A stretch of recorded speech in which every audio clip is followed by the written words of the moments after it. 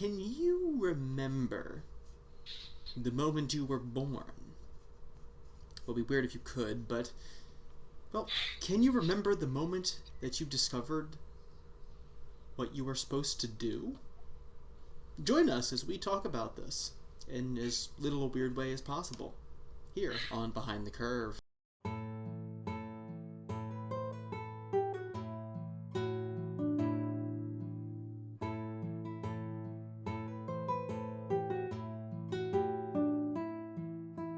Well, good evening, Internet. Once again, it is Andrew and Matt. Hi. Howdy. So, we are here to discuss our journeys into fiction. Yes. So, so this episode is Matt's idea. Yeah, it was. And I think it's kind of interesting now that we're kind of a little bit further along in our journeys to kind of look back at our roots, look back at our origins. I mean, like, what's the Imagine Dragons song that, not sure about the future, but the past is getting clear every day? It's the Goldberg's theme song, I think. Something like that. Something Philadelphia in the 80s. The show will always find its way back to Philadelphia in the 80s at some point. Yeah, I think, like, when everybody's going to ask me, like, I'm at Messiah College right now in Kingsbury. I feel like anyone asks me, like, what my home is like, I'm going to be like, have you ever watched the Goldbergs? It's a lot like that. That, but Protestant. Well, yeah, like, not Jewish Jenkintown or Jewish family in Jenkintown. Yes. All right. So, we begin. I don't know, but where do we begin here? Because it's just so interesting. Yeah, I mean, I think it's very interesting. Like, it makes you feel like an old man, but like you really do remember things more in the past.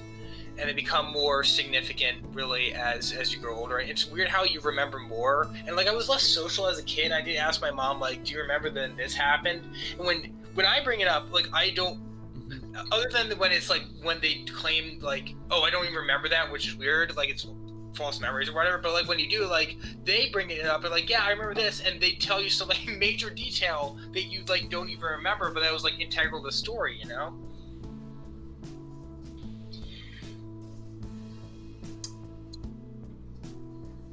So, I guess when it comes to you're kind of getting into the nature of like memories and things. Not things and memories, but sort of. I mean, because the creative process is a journey, and it's one that I think moves. People move through it differently, and I think as people go, it changes them.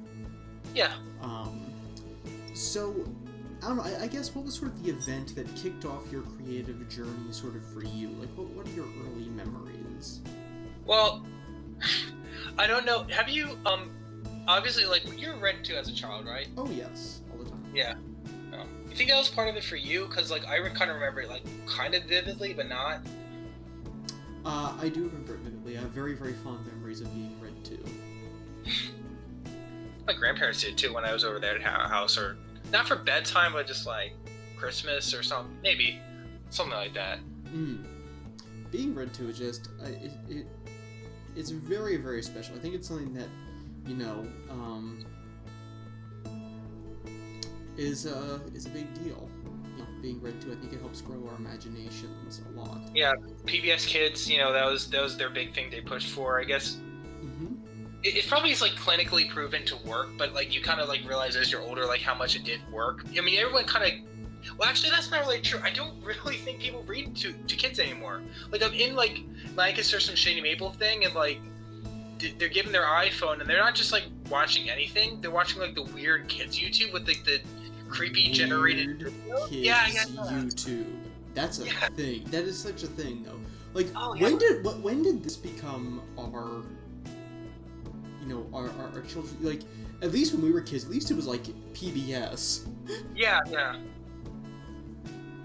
I mean, the funny thing was, I'll go to this later, but PBS Kids was pretty much like the one of the few things I could watch on TV. And like, you got a sense that it was like PBS is like Kids is like public broadcasting, so like really lazy programming schedules. I will say that, especially I like PBS Kids.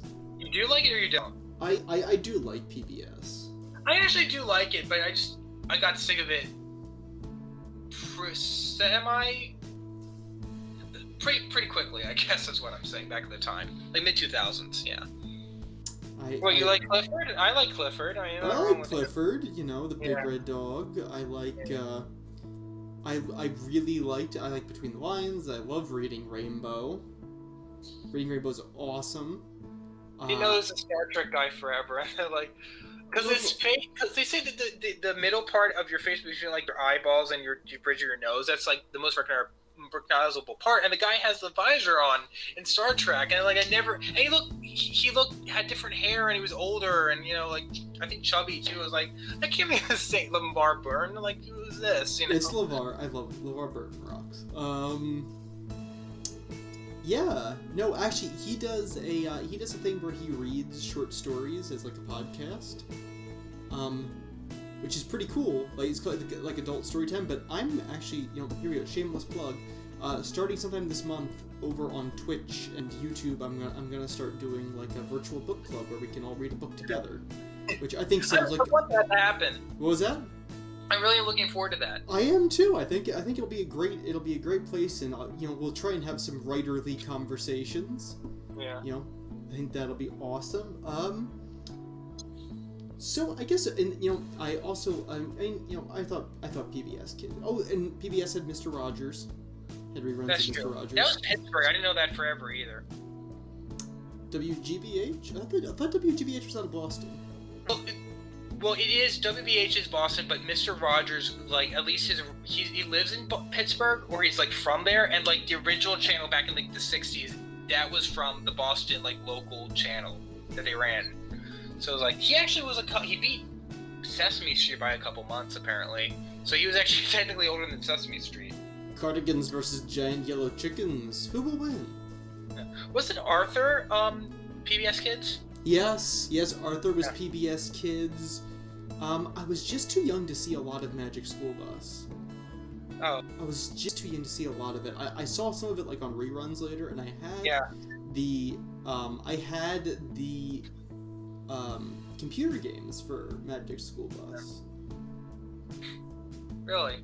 Mm-hmm. Oh, I remember VHSs for Magic School Bus being shown in public school. I think maybe my one private school I went to. Before that, it's pretty much my. I don't think I liked it a lot, but it was like, we can't find it somewhere in the library. I think it was mad. No, we might have been able to find the library. I still remember the library. Remember the library VHSs? They had the weird plastic covers that you had to like get your parent to like open because it was like. Yes. And then there were some where the sleeve was lost, so it had like magic marker sleeve. It was like the worst art ever, like traumatizing. Oh my word, that is such a memory.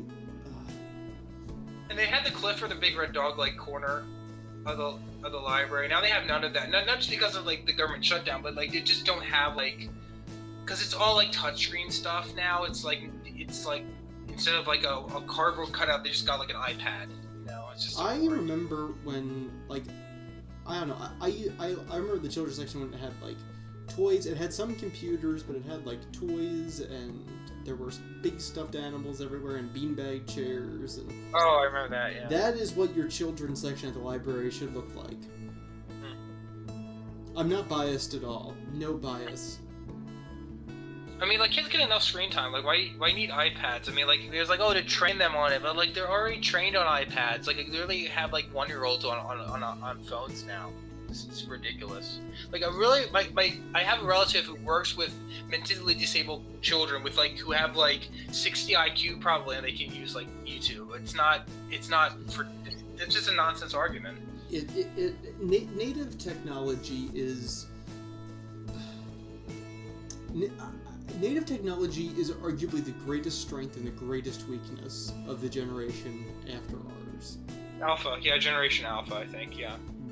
I mean, like we were born in the age of the internet, but it wasn't like we never had like constant high technology available to us I'd argue we did. Like, my parents got the internet in 1998 before I remembered, but, like, I feel like Ooh. that was part of the reason why, like, we're both homeschoolers, in case, like, the audience doesn't know. Like, I'm so old we had enough a to lot remember when we got internet. I had a sibling who went to school most of the time, and you had no siblings. So we had a lot of free time. True. And we had the internet, too. And we know that, like a lot of kids, like, they don't understand, like, unless you lived in Manhattan or Center City, you didn't, like, have, like, you could look up all these obscure things and have, like, a Wikipedia thing where you could find all these hyperlinks to other web pages where you could, like, this is this author. They did all these these books. This film director. He did all these movies, this kind of thing, and you couldn't research by category. Well, you could research, but it would take forever. It would take all day. You would have to research a lot more through books or even just like personal remembrances. Yeah. So I mean, it really did change the way we research, which is interesting because I think for both of us we kind of had, technology being a big part of our creative journey. Yeah.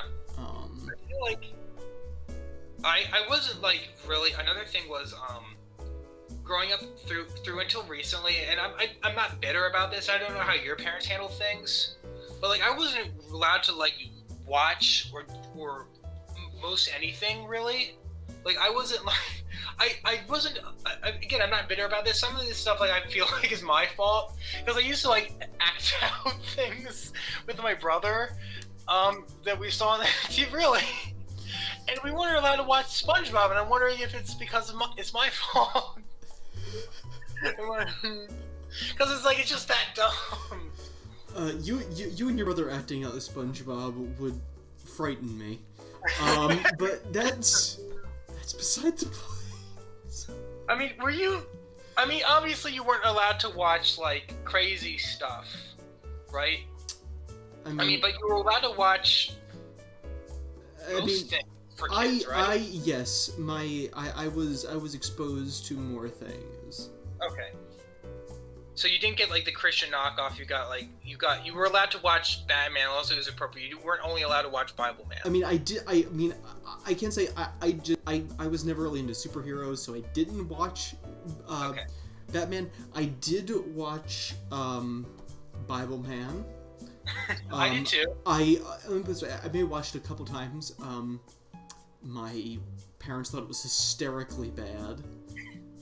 And they are correct. It was like the 60s Billy West Batman, but like not trying to be ironic. Put it this way, it's like not Billy West, Adam West. Billy West is the voice of Fry. Billy West, yeah, and then the voice of Ren and Stimpy, I think too. Yes, and several others. Yeah. Kif, come tell me about this terrible Babbleman thing we've made. No, but it's like, imagine if like the church down the street made a knockoff of Adam West's Batman for VBS, and then the Gideons put it in everybody's hotel room without asking on a floppy disk. There you go.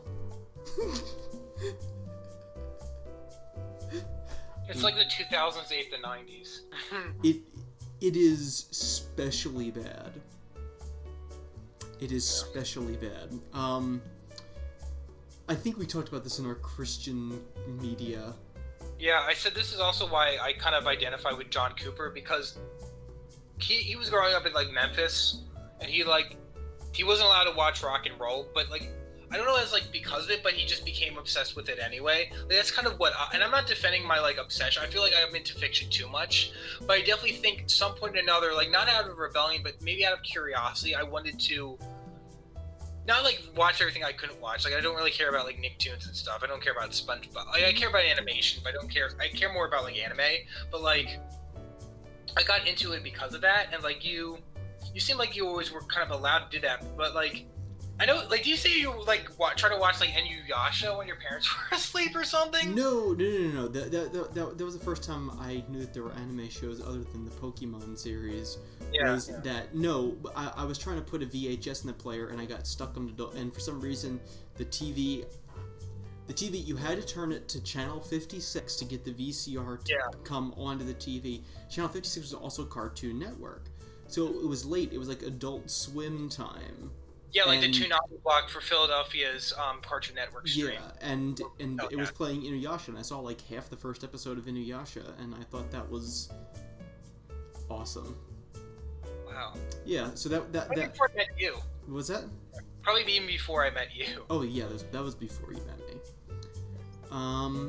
But what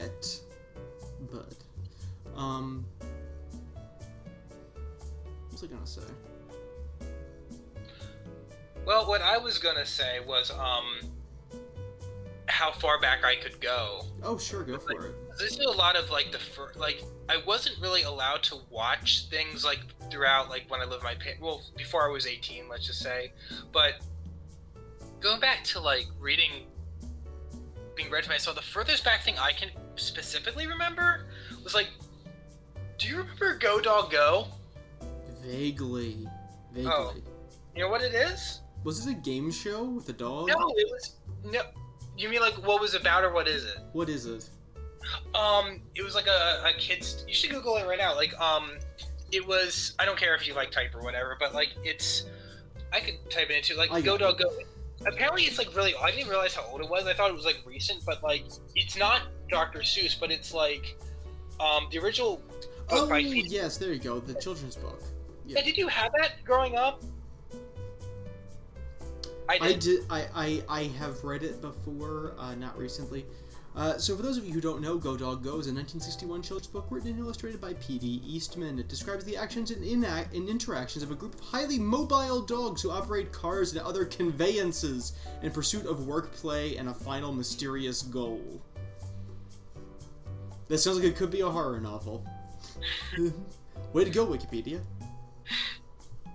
But that was the first piece of fiction I can remember that far back. Mm-hmm. That makes sense. I don't know about you. Like, what do you even like remember that far back? Because that was probably like 3 or 4 or something for me. Okay. So see, I remember Bob books when I was learning how to read. Never heard of those. I remember reading out loud. What stories remember? I remember being read aloud. I remember really clear. I remember Redwall. Oh. I remember Beric the Briton, which is vaguely traumatizing. Did you get that like there's like chap kind of books like teach history through a? I think I bought a chap. Beric the Briton was a book that was bought at Chap. It was a G.A. Henty book, which if everybody's ever read G.A. Henty, oof. But that's beside. I'm sorry. I do not mean to knock G.A. G.A. Henty is a very big deal in the conservative homeschooling movement because he wrote a lot of men novels for men, which usually involve Georgian era British people in either some sort of horrific adventure situation or a historical hero through some point. Beric the Briton, the Hittite warrior, the Cat of Bubastes is probably the most famous, even though I found that book to be interminably boring.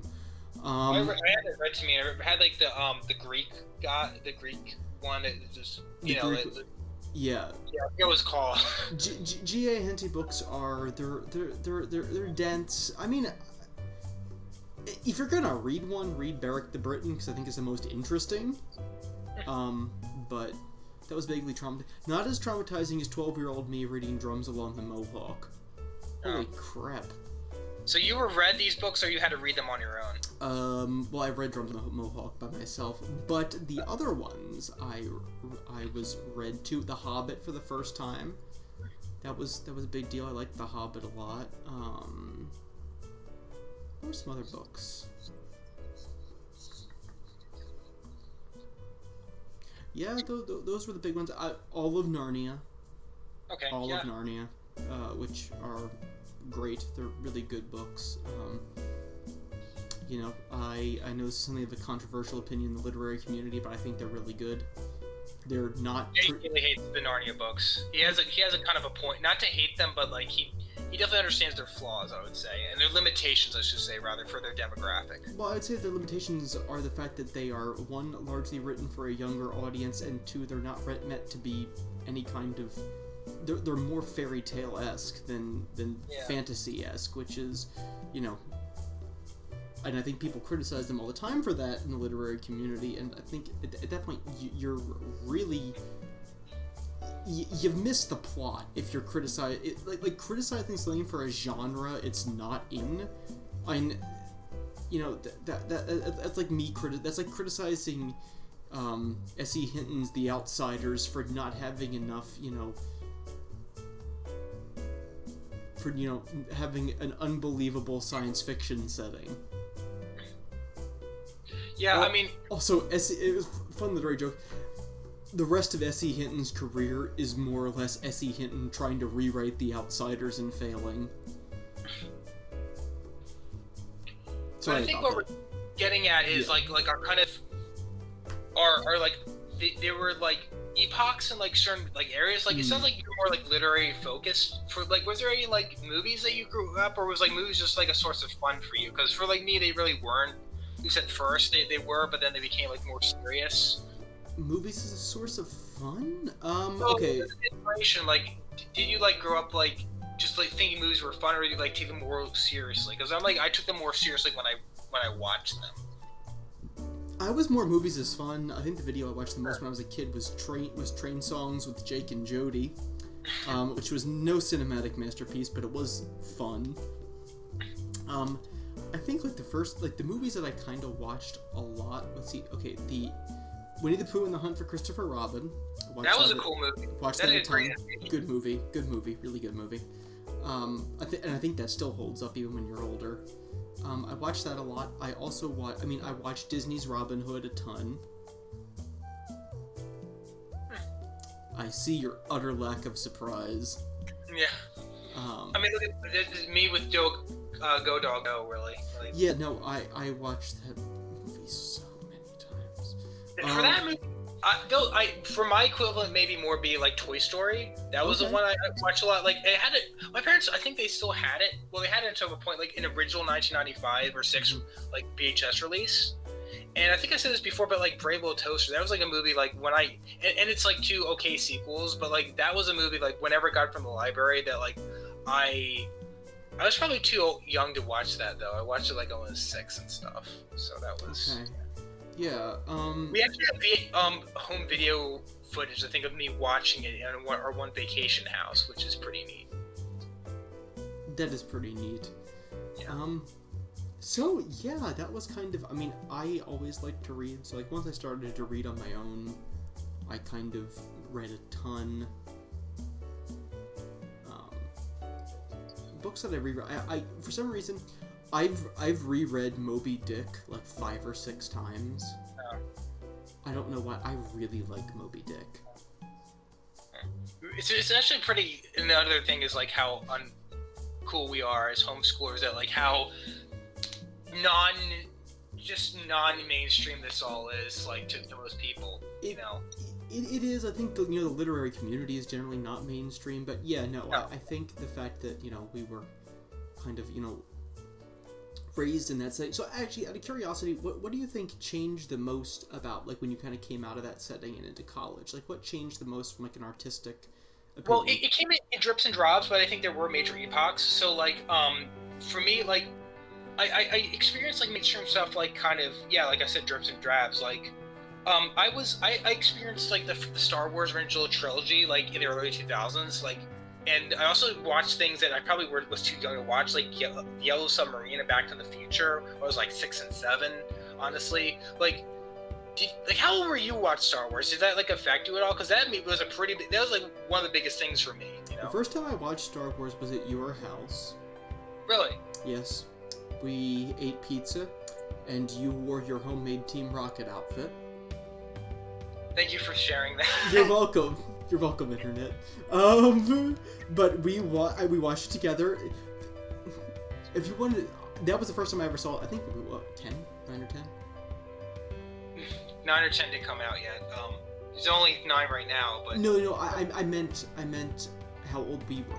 We were like 9 or 10. Probably 10, yeah. 9 or 10. This was still back when your family had the Dodge Caravan. Yeah. That if you poked the ceiling, the finger divot would stay. Yeah. um, The other thing was that we probably only had them on VHS, the original trilogy anyway. yeah, it wasn't DVD. Yeah, it was VHS. Now that you mention it, word. Oh my word! Because we watched that, and then that night we played. It must have been right around then, because we played Mario and Sonic at the Olympic Games. Yeah. On the Wii.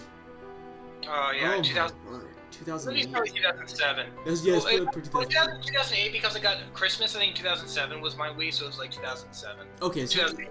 somewhere in there. But, yeah, that was a mood. But so yeah. Also, video games are. Actually, no, I'm getting ahead of myself. I was saying, like, what kind of changed.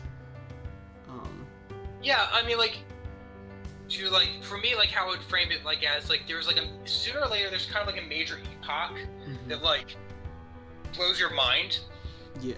For me, like, even though, like, you were, like, kind of portraying your homeschooling, it's, like, you didn't watch Star Wars until you were 10, which is fine, like, whatever, it happened.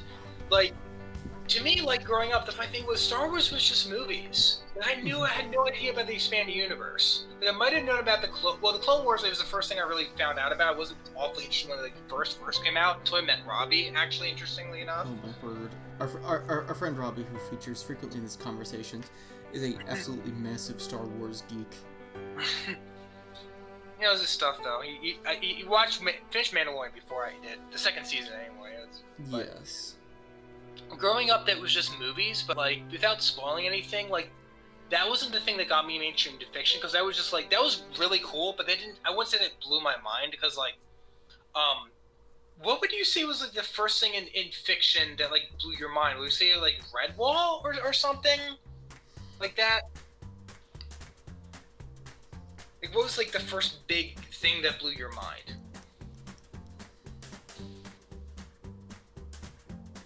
It is probably Redwall. The first Redwall book, I think, is what blew my mind. Yeah, no, it was like, oh my word, there's this medieval place, and there's talking animals, and there's a building, and there's a setting that has an actual personality. And I can read a really long book and enjoy it and understand it. So it opened up a lot of doors. I have read all the Redwall books. Wow. The later ones get weirder as the series goes on. You think it gets better? You think the series improved? Yes, Redwall is not the best of the Redwall books. Okay, yeah. Confusing too, because like Clooney was like on those horses that were the size of him. Yeah, whatever. I know. It like the horses are giant, but the Abbey scale is a constant question mark in the world of Redwall. I think that. Excuse me. I don't know. Definitely, it is not the best. I don't think Redwall is the best one. Yeah. It's certain. I think it's more towards the top, though. Like it's towards the top of the better ones. I definitely say that like the ones I definitely know are better would probably be the Mario books are better. The Bellmaker's better.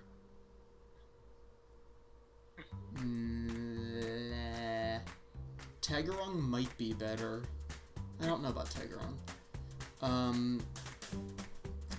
Know which one's definitely better is Marl Fox. I think Marl Fox is underrated. I probably only read 3. I think I read like Redwall, Matameo, and like the third book after that. I barely got through that one or whatever. Matameo is in the top 3 or 4.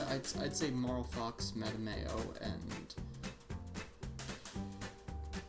the Bellmaker maybe, or maybe the Bellmaker or Mario of Redwall are fighting for that like top 3. Though some of the later ones are interesting. Bottom group, if I'm gonna go Outcast of Redwall, is pretty bad. I mean, just objectively pretty bad. I mean that if you ever want to read a Redwall book where nothing happens, it's the Outcast of Redwall. That like for like the whole like you kind of fell in love more with a series than with like a single book. Like it started something with you. Yeah, it definitely did start something. Oh my Stonehenge is pretty depressing, and Loamhenge is pretty depressing. And so is... you know what one was rough? Salamandastron's rough. It's not bad, it's rough. What would you say, like, made you stick with the series and not with other ones? Even if you didn't know other ones, other than that. Stick with the series. You don't have to read it. And, like, live this way. You should... No, but what made you stick with the series? Oh, probably the world. I love the world, and the fact that the books, most of them were standalone, but a lot of them... The thing is, everything followed a timeline, and the timeline is so subtly worked in that the world and its evolution feels very, very organic. And it all fits together, even though, like, most of the stories are separated by a lot of time. Like, characters will pop back up. Like, even, you know, across, you know, dozens of years, characters will pop up and they'll come back in other books, and I like that. It was non-linear storytelling in a children's series, which is wild, but it was non-linear pulp fantasy storytelling in a children's series.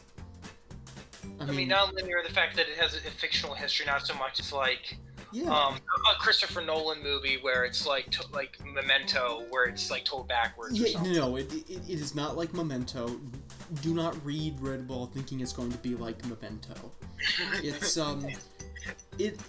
it to me, it kind of nails that kind of fantasy that I don't think we quite get anymore. It has like that same feel of like almost like The Hobbit and The Lord of the Rings. Like, it has a similar feel, not that they're similar in tone, but similar in their feel, in that there's like a balance between like beauty and ugliness and like coziness and like doom and fear. But there's this balance between it, which is something that I don't think we get too much anymore. Like, you know, cozy fantasy. Whatever happened to cozy fantasy? I think it's also fantasy that doesn't try. That kind of, I don't say it lives in a bubble, but like doesn't like a lot of works, especially like this is a postmodern thing. They kind of like try to set themselves up as pastiches, and pastiches and like homages, which is two different things. But like they kind of like they're very aware. They're very genre aware, I guess is what I'm saying. And like they kind of slightly more generic because they're always trying to like riff off of something or reference something, kind of like that. Like you can't just write original. Like, you know. Yeah, I mean, like I know like Tolkien was much more like less original because he was trying to like create a mythic for England and a lot of things. He was trying to like copy like the tone of medieval literature, but then you had people like Lord Dunsany and the War Ouroboros, and they were like trying to like they weren't writing in a tradition, but they were trying to be much more original, and I think that's what you're saying. Yeah, I think it was, I forget, there was an interview I read a while ago that says like, you know, Brian Jakes didn't read much fantasy literature. Yeah. So, I think he wrote a lot of it, you know, so I think that's why it is very original. It conforms to almost none of the fantasy tropes. I mean, maybe outside of sort of, I mean, beyond the idea that there was a more advanced civilization that came beforehand, which, I mean, I'm not even sure that's a trope so much as a...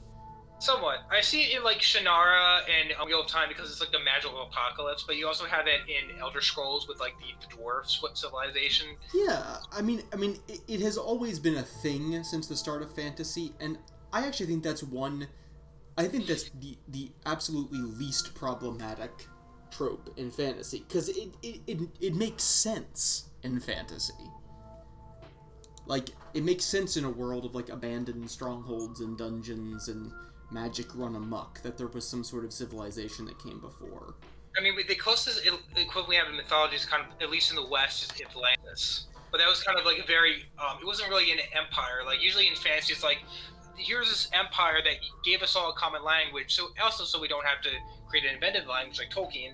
And, well, that's how it is in Wheel of Time. And, like, we can just run around and go... Especially in role playing, you could like go run around and discover things for free with very little, effort, and then like say like, oh, this was like the ancient civilizations, welding tools like we can use as a torch weapon, that kind of thing.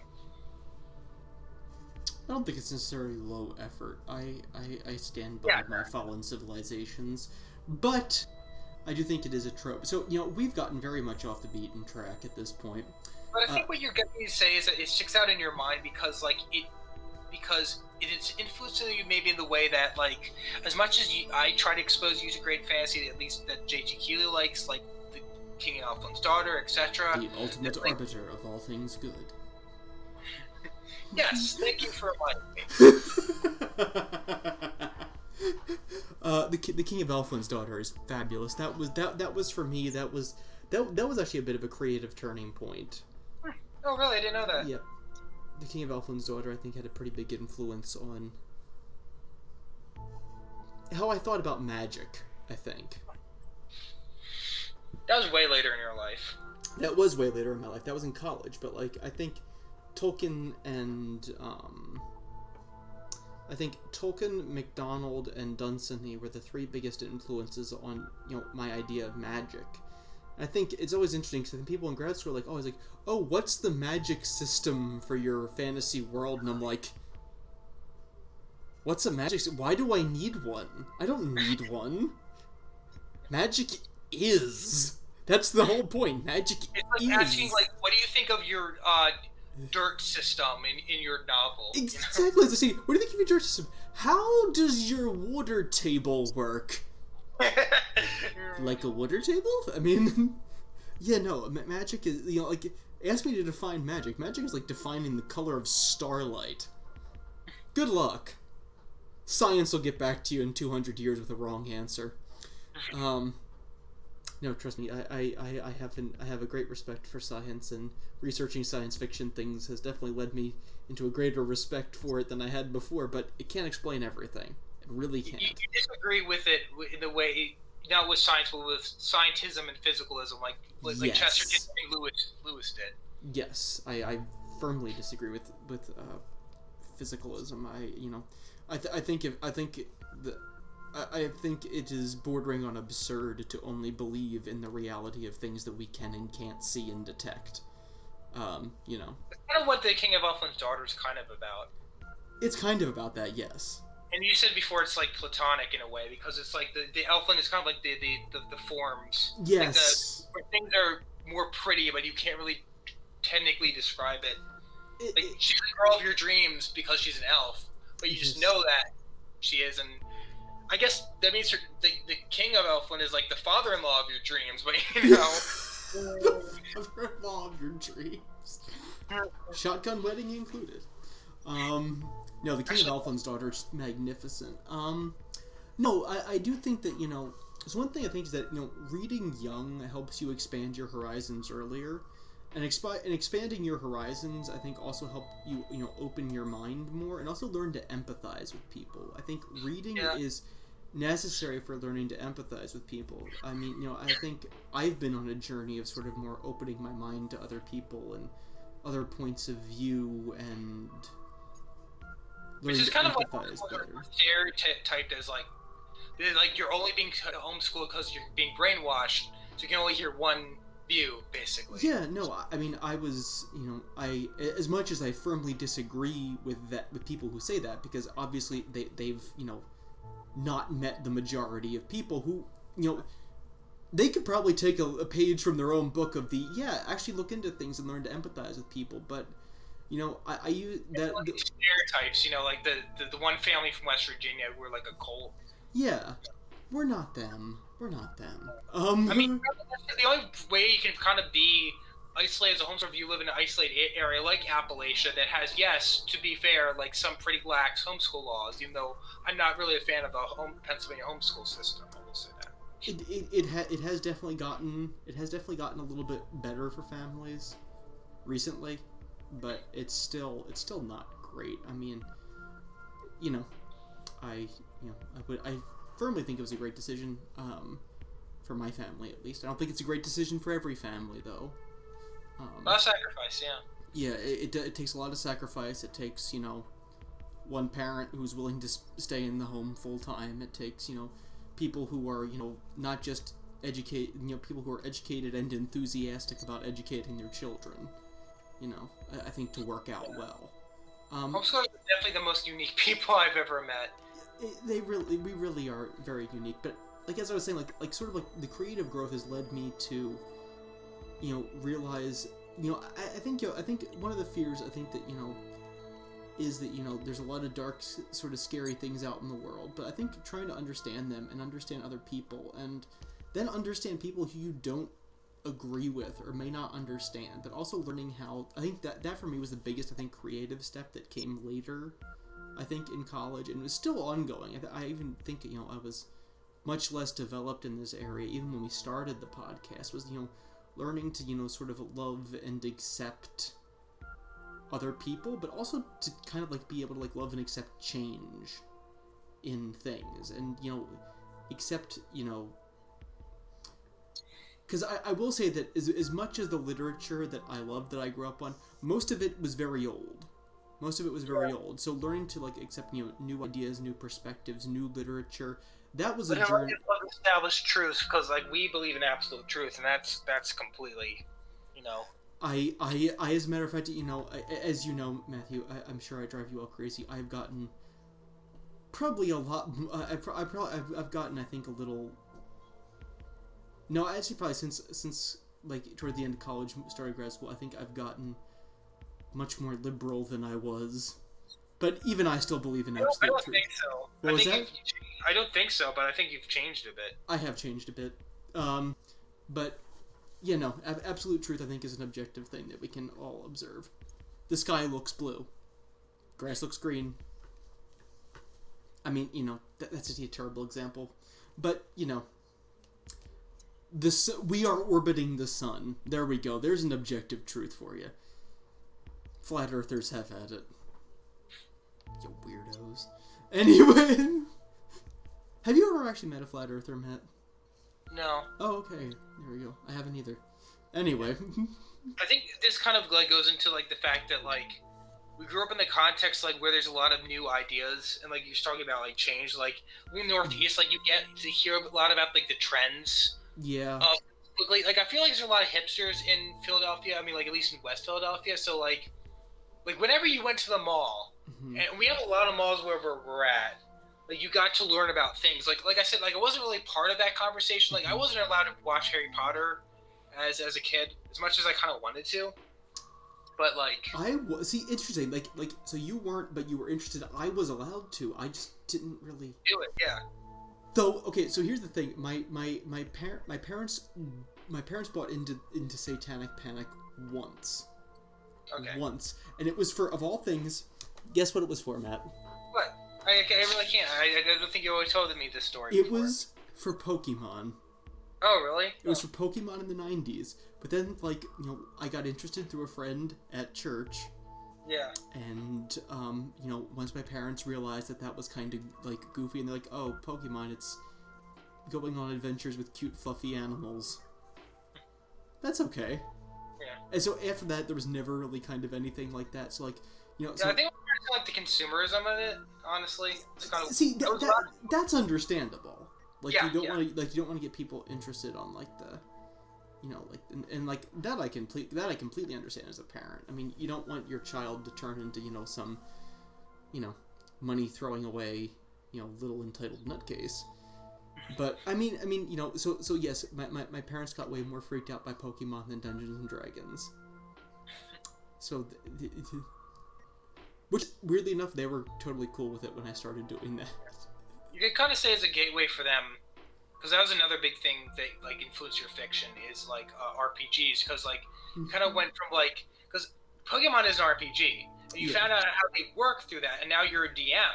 Can you speak to that? Because I know we kind of went over in our RPGs episode, our audience kind of knows how we got into that, but how it impacted the way you write fiction? Because I know it kind of forced you to think about things in terms of world building, which is pretty interesting.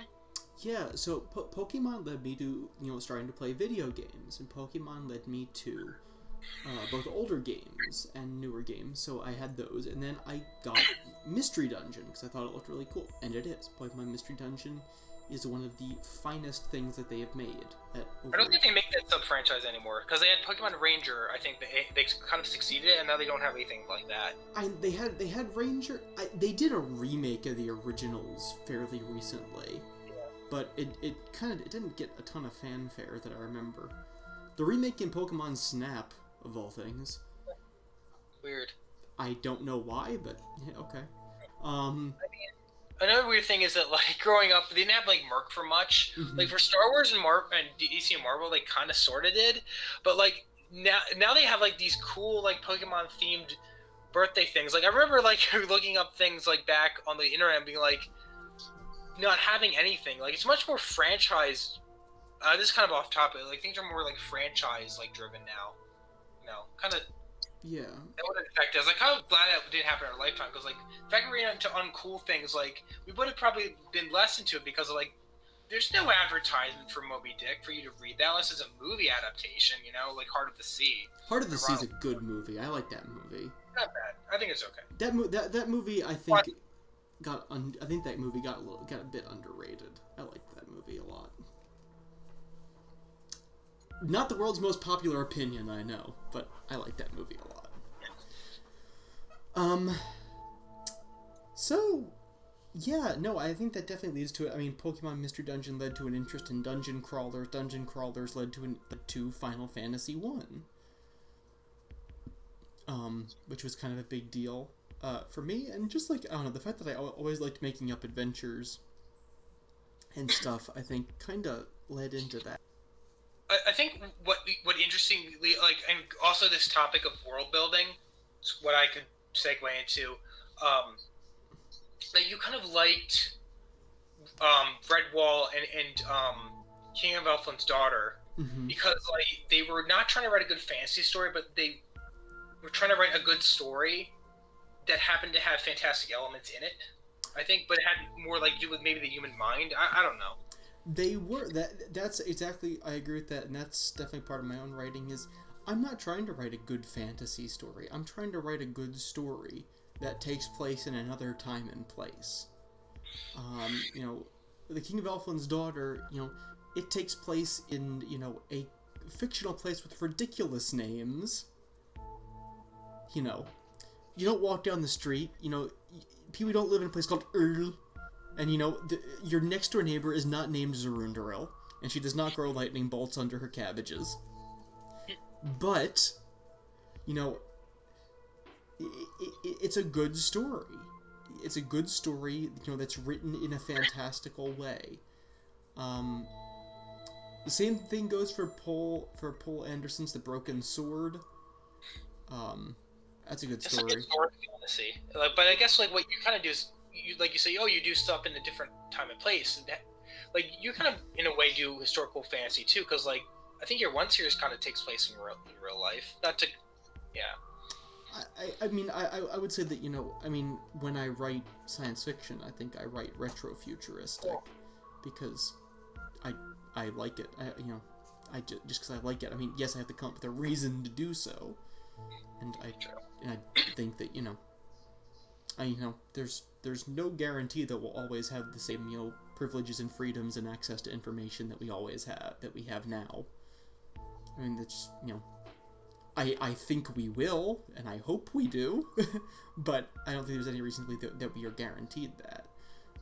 So I think, you know, part of my science fiction world is built a lot on that premise. But for fantasy, you know, writing a great story, you know, having a world... a world should influence your story.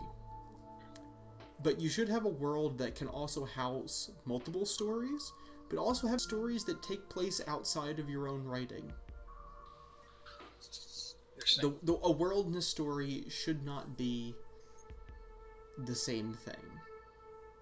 Because otherwise you're either going to end up with a really boring story or a really small world. And either way, you'll lose something organic. I think that's an interesting way of putting it, because for me, like, I've always been told I'm kind of more of a serious person. I don't like that fact of literally my New Year's resolution is to be a less uptight person. Like, I want to be more jovial and let things go, that sort of thing. But, like, I think a lot of it started some of it, not all of it. I think it's also like kind of taking things a little bit too seriously in a religious way. Mm. Even though I still believe strongly in the verse that says there shouldn't be coarse joking. I think that's a verse that doesn't exist to a lot of Christians, but I do feel like they're my past and being like serious kind of do with what I had as a kid. It's one thing in general. So you might not know this, but and this is kind of going into video games a little bit, but my first video game I ever played was the original Sonic the Hedgehog on the very first Sega Genesis. Yes. In Chincoteague, Virginia, vacation house. Yes. And yes. So, like, how did that, like, I know a little bit about this story, but how did that really shape your how did that shape your fiction journey? Well, first of all, I'm not a Sonic fan, although, interestingly enough, now there's going to be a Sonic and a Redwall series coming to Netflix, I'm really looking forward to one, can't say I'm looking forward to the other. Yeah. Do they say when the Redwall series is dropping? I don't know. I know Sonic comes out next year, so they probably are already in production. Redwall, I don't know. Probably this decade, which is just fair. Fair enough. If it came out in July, that would just be like that'd be the most insane July. Well, no, because you'd have it at the same time as Beastars. No. Oh, then it would vie for your time. Oh, yeah. that would vie for my time. Oh man, you have. What else is July significant though?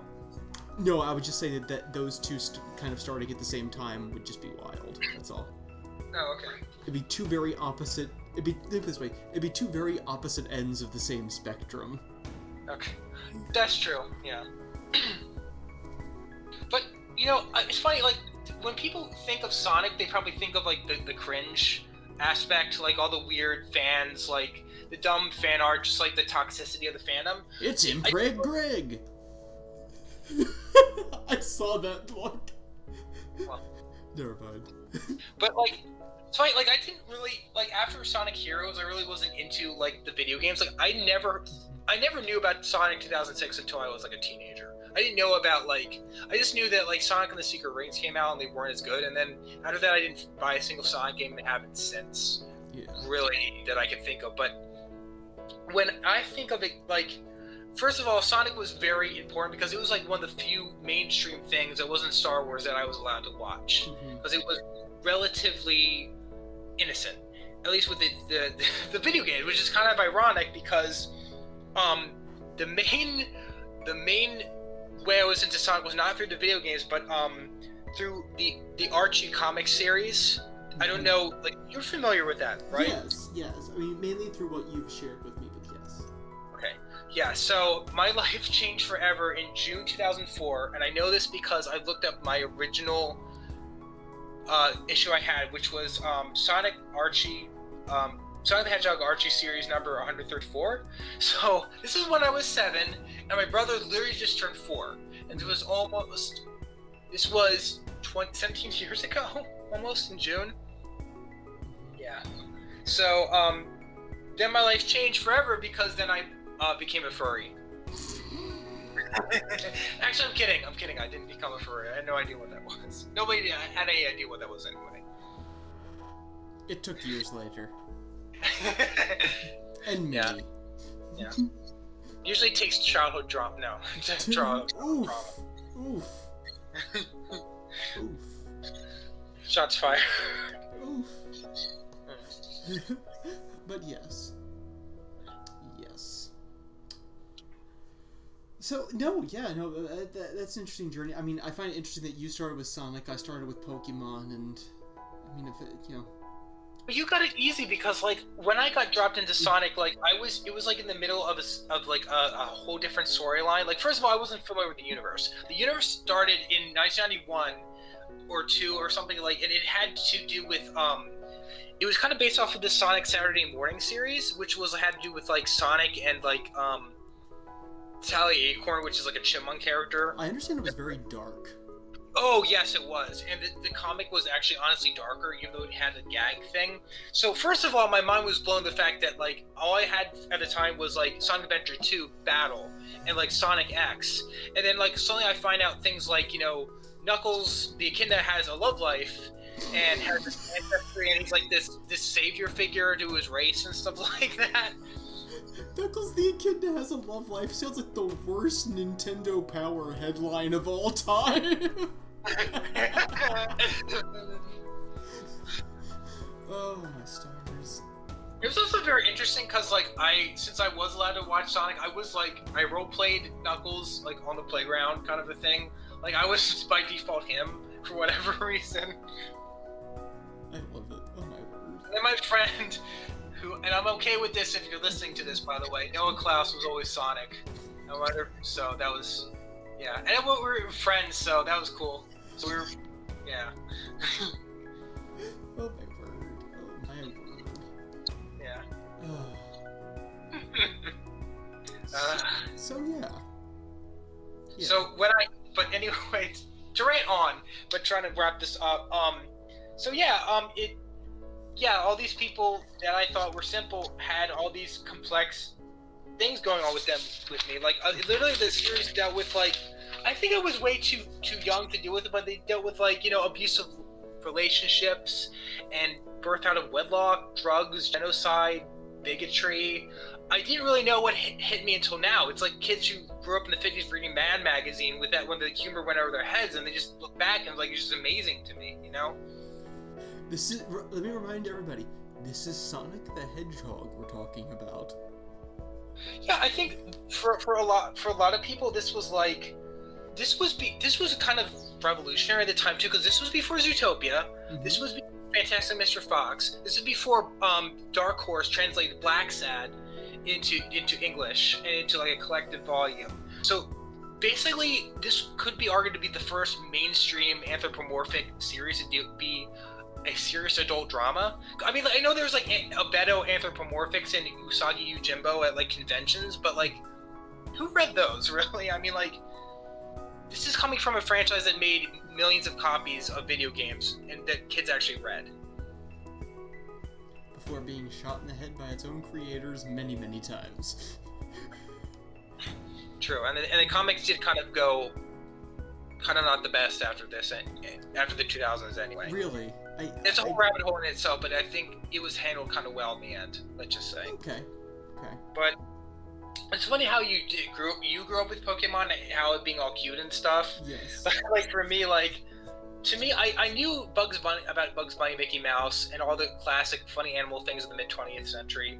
But to me, the anthro genre was always serious-minded. Like, it was always about, I think that's how it influenced my fiction the most. It's, like, it's normative to have these philosophical conversations of, like, the ensoulment of beastkin and stuff like that. Way before my generation, it was, I guess I'm a furry OG here. Or it's the fact that I was all into this before, like, and the kids on Reddit who are looking at Luna fan art for the first time think they're dangerous. No, buddy, I was dangerous. Oh my word. No, buddy, I was dangerous. Oh, goodness. No, I mean, I get, Robin Hood, he's flying up around there without any pants on. So was Sally Acorn. For some reason. Sally Acorn. Fair enough. Interesting enough, I looked up this thing where Sally Acorn was considered too sexualized because she had, like, a little bump over her chest. Okay. So they gave her a vest, but didn't give her pants, and then it was okay. We must make this chipmunk less sexual. We give her a vest. What about pants? No pants. Chipmunks do not wear pants. But Sonic is okay. He doesn't wear anything. Sonic doesn't wear anything. Is that sexist? No, he wears Michael Jackson shoes, so maybe it's free. I don't know. Is it?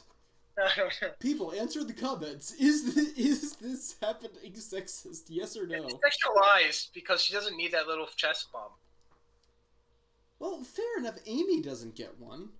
No, but she's supposed to be prepubescent. She's supposed to be, like, 10 or something. Oh, somehow that makes it so much worse. Oh my word, what are they doing? Romeo and Juliet laws, man. I think Sonic's 16. Ew. Sonic never says he likes Amy, though. He likes Sally in the comics. He always loved Sally, which I never. Yeah. Yes, FBI, this video game company right here. I never really cared about Sonic itself. I cared about like Knuckles and Rouge, but never even. I'm so mad that didn't happen. By the way, Rouge had. I'm gonna stop myself right there, but Rouge is very obviously sexualized. Yeah, that's not. But Knuckles in the comics got with like some Echidna OC, like it was like Lara Sue, or that's the name of his daughter or whatever. Which makes much more sense because she's an actual Echidna. Rouge is a bat, but you know, she never got with any. Rouge never got with anyone though. She's just, yeah. But yeah, I learned about love triangles through Rouge, Lara Sue, and Knuckles, who never canonically got together. Well, they got sort of together in like a future version of them, so it wasn't technically. Yeah, it's complicated, but that was my introduction into big fictional universes. I knew that before I knew the Star Wars expanded universe and the Lord of the Rings series. So that was pretty interesting. Yeah. Very cool. After that, I kind of lost interest in a lot of fiction. All I really did was watch PBS shows. I watched a lot of TV, and for no good TV either. I never thought of TV as an art form recently. And then in 2011, I started watching The Lord of the Rings in preparation to watch the Hobbit movie. I don't know what. Well, I read the Hobbit as a kid, and I think I kind of. And then I read the Titus Grown book, and then read the review for it, got me J.G. Keeley, and that got me into fantasy as a whole. And then I think that kind of eventually got you into fantasy. You know, at the time, like, when we watched the Lord of the Rings movies, like, you kind of didn't care about it. I almost had to, like, force you to watch it, unless I'm mistaken. I was in a weird place then. Yeah. Oh. I think that was when I was much less invested in making books, I think. Well, that was also your emo stage, by the way. Yeah, no, I was really not very interested in writing fantasy at that point. I don't know. Not so much reading either, except for like Redwall, like you were saying. I do like Redwall a lot. Yeah. I should but read Redwall. They also, I think, got me into movies because, like, I have this new standard for fiction, and then I watched Interstellar for the first time. Then I watched Brazil. Then I watched Primer. Then I watched Cloud Atlas, and that puts us to the present. So I think we should segue into careers, like how we're doing. So yeah, sure. Yeah, we've chosen the crazy. Well, for me, it's a side hustle, but for you, it's a main thing, more or less. Outside of being a professor, main hustle to make fiction as at least our dream career, let's say. Yeah. So, how did you decide to become, a college professor? Like, why did you decide to do that? It's kind of an interesting thing because it's not necessarily natural. Because I feel like it's more logical than just being a novelist, Yes, I mean, I think I chose to pursue it because it was the best thing I could do with my passion. I mean, I think I talked to a lot of my professors beforehand, and they kind of pushed me that direction. Though I think, discovering tutoring in post-college has, I think, given me a bit of a new perspective and shown me that, maybe tutoring might be my education career priority, because I think I feel much more strongly about individual interaction with students and helping individual students. I think, the social aspect. Yeah, I love working with people for writing. I love working with people for English as a second language. I think that's really cool. But having those interactions, helping those people, helping them out is just, I love doing it. But I also love, I would love to teach certain college courses about literature. But yeah, I think I just arrived at it because I think it was the most logical thing I could do with my passion. I mean, there's only so much you can do with it beyond, creative stuff. That's true. I mean, I say that I want to make films. I don't know if I ever can. There's, the government has shut down the economy. There's a big cancel culture going out for right-wing content creators. And I don't think I'll ever be rich or raise a lot of money. So right now I'm making a graphic novel. I would be okay if I just made graphic novels all my life, honestly. That would be fine. Crazy world of publishing, though. But even though Alan Moore and the creator of The Boys did it, but, they're the other side of they're on Europe, but who knows? My friend Sarah once opened an animation studio in New Jersey. Good luck with that. Wow. Good Yeah. I mean, like legit good luck. I think having East Coast animation would be pretty cool in general. I know Frederator's in New York City. I know that people do Archer or in Atlanta. Yeah. Okay. The Cartoon Network does all its recording in Atlanta, except for for the American branch anyway. Atlanta. Yeah. Yes. So. Yes. I guess it kind of leads. It's like with a career. Did you ever find that you know what, I don't know.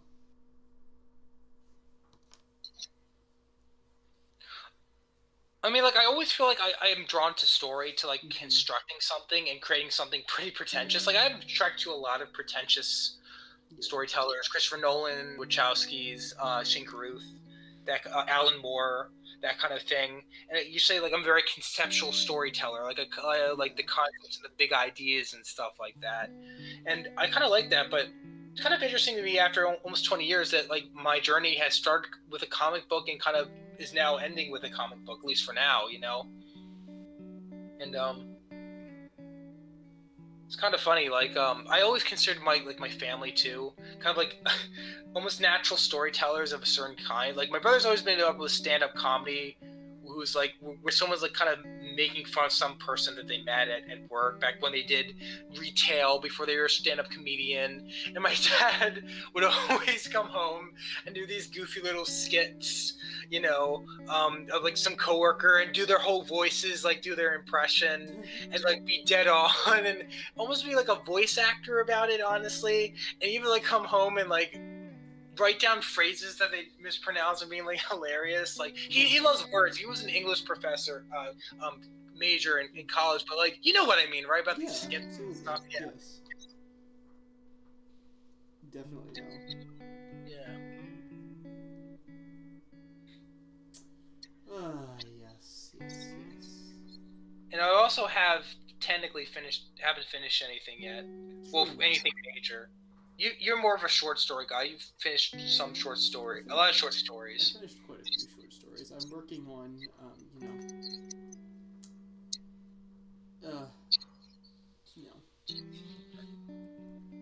it is what it is. Working on long fiction is hard. Yeah. And that's okay. It is hard. I mean, most people haven't published by age 24 anyway. I mean, finished or published by age 24. True enough. It is a hard and competitive market. You need to be good. True. And publishers are friends because they have quality control measures. Yep, you need to be good and you need to know the right people. That's true. Just the way it is. I mean, it's kind of the way with everything to succeed. Yeah. But yeah.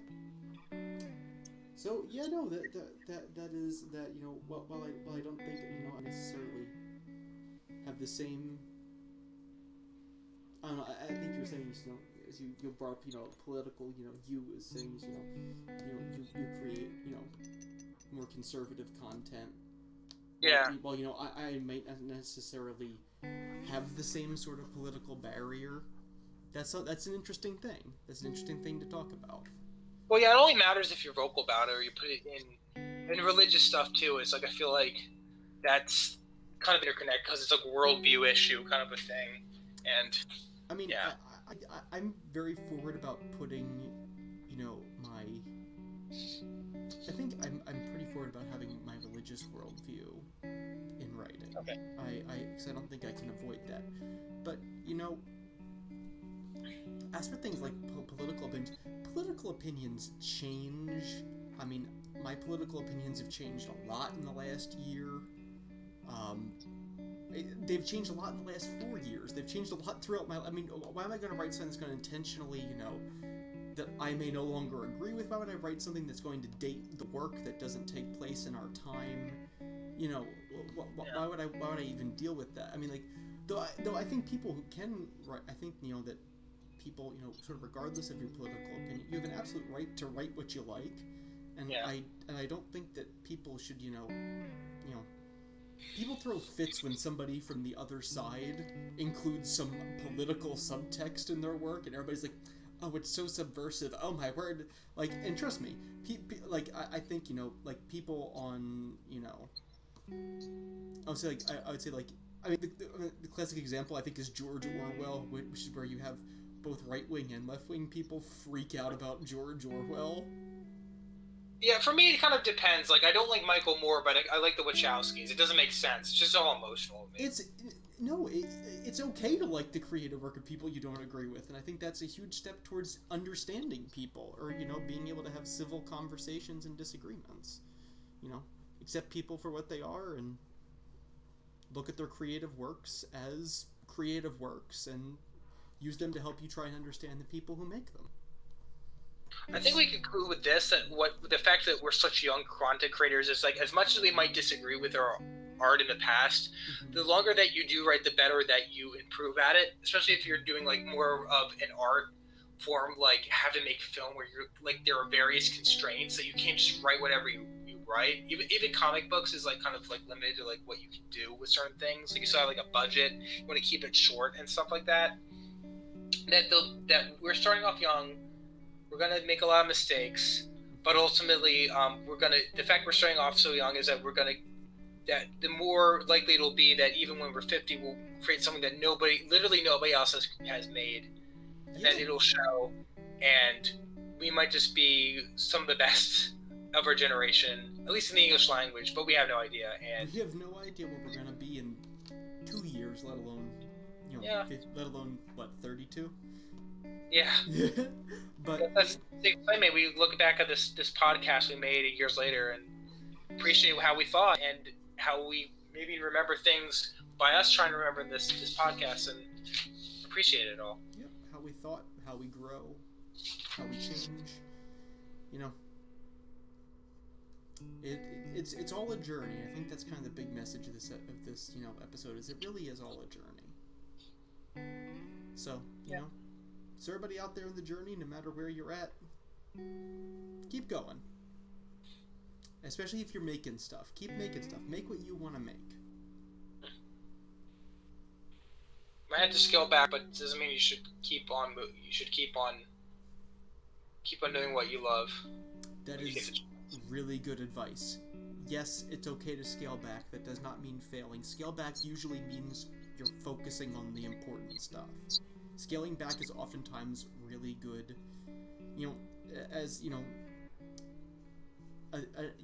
Some writing advice that I've dug up in 2 years of grad school. Probably about half of writers write too much when they're first writing. About half write too little, and about half write too much. So if you're feeling really overwhelmed, you might be overwriting. It's okay to scale back.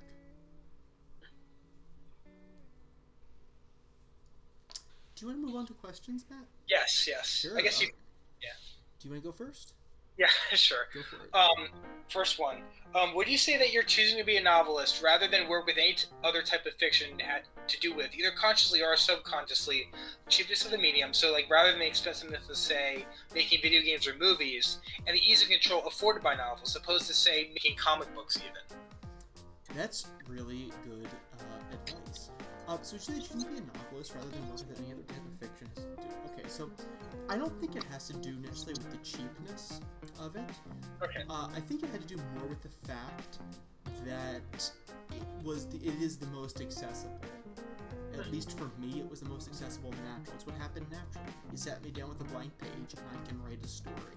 And I think the fact that I have always had such an emotional connection to books or stories told aloud, that has kind of tied me in with the idea of the novel. I've experimented with telling stories in other mediums. I've always thought about doing things for interactive media, but the truth is, I'm no good at coding. I took one class in it, and I was an absolute disaster. I mean, I would say I'm probably a little bit better at, computer hardware than your average person. I mean, I did build a computer, but I'm certainly not an expert. I don't think well along those lines. When it comes to, like, game design and interactive things, I have to go analog. because I just don't have the brain to do it with electronics or digitally. As for comics, I thought about making comics. I've done a little bit of drawing, not very good, but I can draw. You just write scripts and like have it done by an artist or something. I have done scripts. If in the future, I mean, I would not mind maybe working with somebody. Jersey Shore. Yes, Jersey Shore is one that I'd love to work with. Another one is I'd love to, you know, I'd love to maybe do some writing for like a RPG, not like a traditional one, but something that kind of pushes the genre a little bit. You know, I definitely have some ideas because like I love game design. I'm just not great with computer software. I do love game design. I mean, it's what I do for a hobby. Game design. It's my hobby. I mean, that's really what D&D is, and the more you care about it, the more intensely you get up into, you know, game design as a hobby, and I've been pretty intense about it, so... Yeah, so I guess, so my question to you is going back, so you are somebody that does work in mixed mediums, right? Yeah. So, what do you think is the unique challenges, like, what's the biggest challenge, and what's, like, is the biggest benefit of working in mixed mediums? Scaling yourself back, I think, like, you have to, like, tell a story that's, like, limited, like, literally, like, the runtime of the whole thing, like, that's the thing in comics, too, like, it doesn't, there's a page per minute, rule in film. In comics, it's kind of a bit harder because you can like break up the action like very slowly by just like having little information. Like it's just like kind of almost like how some filmmakers interpret Shakespeare, like in a way that like you could have things going on in the background that Shakespeare like kind of implied rather than like talked about. Sure. It's so hard to explain. It's just like you can like a page in it just like, going back to the original thing, like it limits you, and limitedness encourages creativity. Like, there's a great filmmaker still around, his name is Robert Rodriguez, and he literally had to create like a movie on $6,000, and it forced him to create like, he was very haphazard about it. Well, kind of yes and no. You had to like read for it. It's called El Mariachi, but like he kind of had to like. I don't even think he made a script for it. He just like filmed people, filmed himself, like going around in Mexico, and he filmed like kind of like a narco film. And it's not Shakespeare. It's totally pulpy as all get out, but it's like something that like the limitedness of what he had to work with made it, and you could tell, and just kind of wonderful. And I think really actually literature is a lot of times the standard of great film, because with a novel, like you have these themes and you make sure they're consistent and you read them all through. Or at least theater is with like Shakespeare, and for some reason that's not very popular. I guess because the popular speculative fiction just looks terrible in a play, unless you go to like Spider-Man Turn Off the Dark, and then everybody's like flying off each other and getting hurt, as you know. I would say that probably the best speculative fiction play is actually probably Hamlet. What's it called? Hamlet. I mean, Hamlet's technically fantasy. Fantasy because of the ghosts. Yeah. Yeah, but for the most part, I don't think plays would be. I think films would be in a perfect world where we have all the money in the world. But even then, like the limitedness, it like really forces you to be creative, and that's it's just being forced to be creative. I think if that wasn't obvious before, by me talking, but this is for the audience. Sure, no, that's fine. You have talked about that before, but yeah, no, it's for the audience. Yeah. So question 2. Yeah, go for it. Yeah. When you write, do you try to write with a certain market/demographic in mind, like American teen girls, Protestant young adults, etc., or pretty much write whatever you want to write, and just hope your agent and publisher of the future of now, whatever, will just know how to sell your manuscript? This is a ongoing question among the literary community. So, do you write for an audience, or do you write for yourself?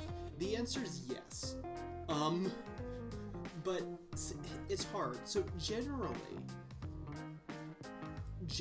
your agent is going to want to see who is your ideal audience. So generally, you want to at least have you still write what you want to write, but you still should, have an idea of your target audience. I mean, for example, like in the middle of your, this way, in the middle of your cozy mystery, you're not gonna have like a homoerotic bondage situation in the middle of your cozy mystery, right? Maybe some YIF novels. Okay, maybe in some YIF novels, but that's like don't look that up, guys. Color fetishes. Anyway, but as I was saying, hey, that can be disguised as a fashion statement. The other half can't. Very tough. I mean, like, for example, in your, let's say you're writing a gritty cop novel, you're not gonna include a long flowery section about, poetry in the park. So it seems like you're, at least in your mind, is this connected to the idea of genre and genre theory? No, because I think you can write something that falls into a genre without, falling to any of its tropes. Pretty much. I mean, I think you can successfully write that, and I also think that things that fall into genre. Like this way, people that say that the genre books are not literature. They are. They might be on a different level from pure literature novels, but there are a lot of genre novels that are better than quote-unquote pure literature novels. Trust me. Okay. I did not expect to get a work email at 11 o'clock at night. That's random.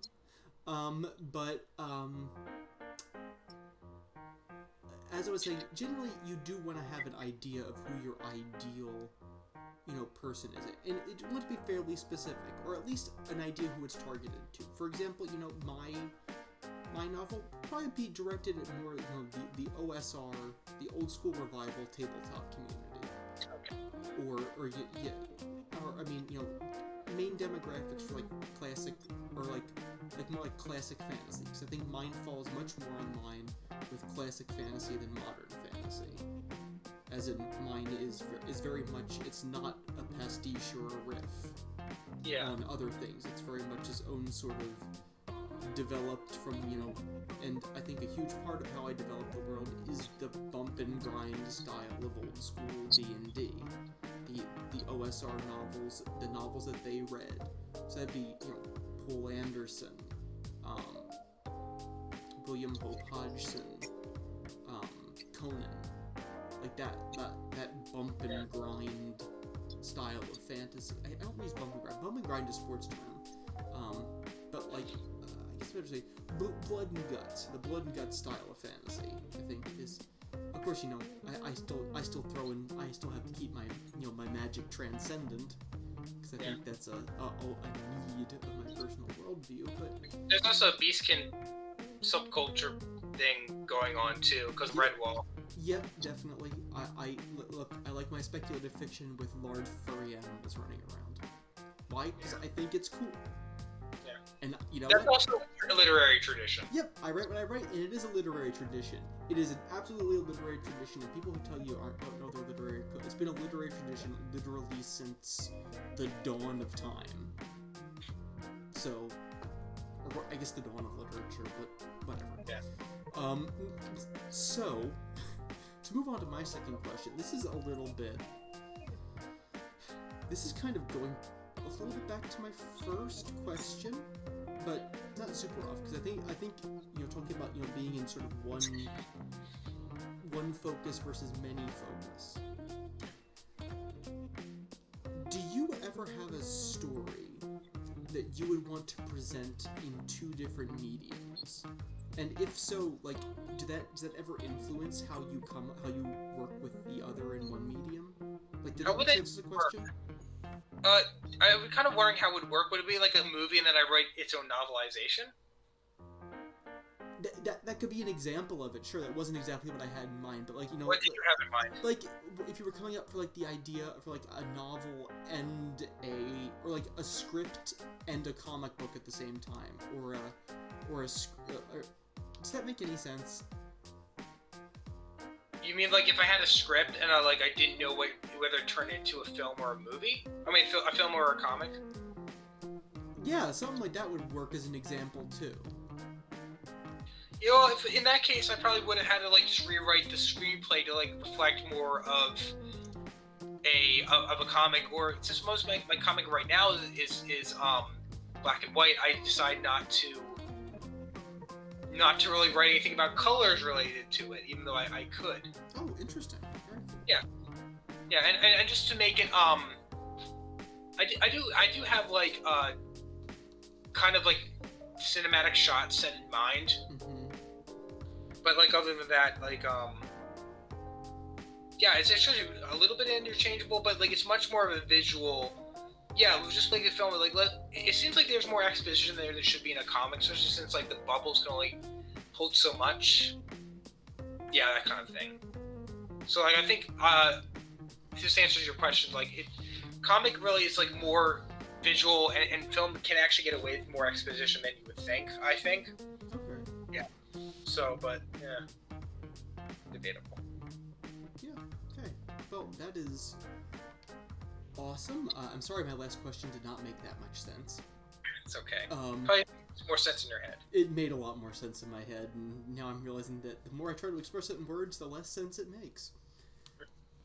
Alright, so I think that'll do it for us tonight. Hopefully we'll be coming back to you soon, trying to get on a little bit more of a regular podcast schedule again, because we certainly went off the rails a little bit around the holidays, but hopefully we should get back on it towards the spring. Yeah. Hopefully. Yeah. Hopefully with all things, and I'll be working on a thesis. Matt is going at the career. I'm wrapping up a graphic novel. Yep, wrapping up the graphic novel. I'm wrapping up a graduate school thesis, looking to get some short stories published. So go ahead and check out our other older videos. You can check out at some point this month. I'm gonna start the virtual book club. You can find that at Abastedo on Twitch, ABASTEDO on Twitch, or you can find us over at Crypt Bunny. That's all one word, all lowercase. On YouTube, we'll be live streaming it on both platforms, assuming something does not go horribly wrong. But anyway, for Behind the Curve, this has been Andrew And Matt. All right, have a good night, Internet.